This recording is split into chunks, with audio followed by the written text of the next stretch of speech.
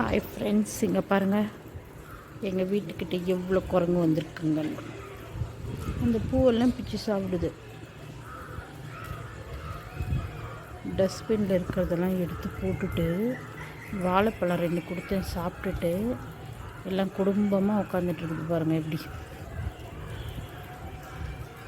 நல்லா ஃபேமிலியாக லைனாக உட்காந்துட்ருக்கீங்களா? தண்ணி வேற அங்கே திருப்பிவிட்டு வந்திருக்கீங்க.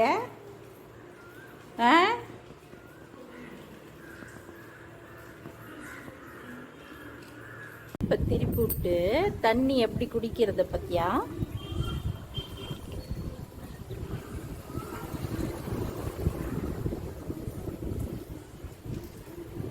தண்ணி குடிச்சிட்டு பைப்பை மூட மாட்டீங்களா?